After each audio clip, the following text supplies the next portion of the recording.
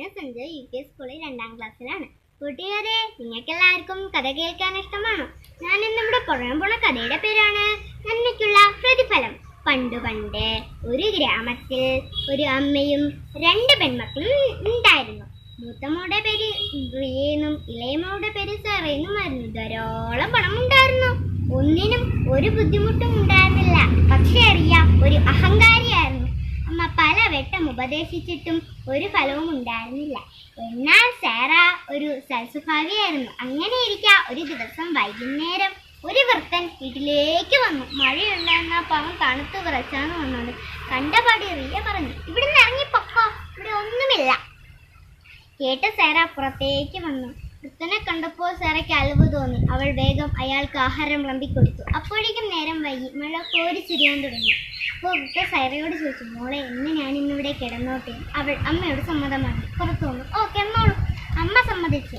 പിറ്റേന്ന് രാവിലെ റിയയുടെ വർക്കുകെട്ടിൽ കൊണ്ട് സാറ ഉറക്കമെണീച്ചു. പുറത്തേക്ക് വന്നപ്പോൾ അവിടെ കീറിപ്പഴി കിടക്കുന്ന ഒരു ഷീറ്റ് കണ്ടു.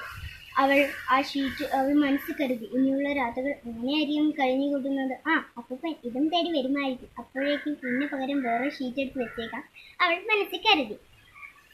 അവൾക്കറിയില്ലായിരുന്നു ഇത് മാജിക് തുണിയാണെന്ന്. അവൾ അതെടുത്ത് ഒന്ന് കുടഞ്ഞ് അത്ഭുതം, ഒരു സ്വർണ്ണ നാണയം കിട്ടി. അപ്പോൾ റിയ ഓടി വന്ന സ്വർണ്ണ നാണയം എടുത്തു. അപ്പോൾ സാറ പറഞ്ഞു, അയ്യോ ചേച്ചി, അതോ പാവം അപ്പൂപ്പൻ്റേതല്ലേ?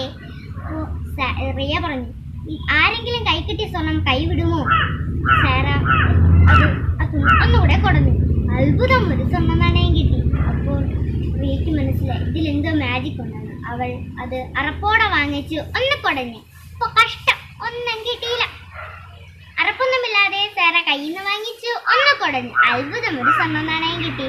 അപ്പോൾ നേടിയെന്നൊരു അശരീരി, കുട്ടികളെ, നല്ല മനസ്സുള്ളവർക്ക് ഈ തുണി കുടഞ്ഞാൽ നാണയം കിട്ടൂ. നിങ്ങൾ നല്ല കുട്ടികളാവാൻ ശ്രമിക്കൂ. കൂട്ടുകാരെ, ഇതിന് എന്തൊക്കെയാണ് നിങ്ങൾക്ക് മനസ്സിലായത്?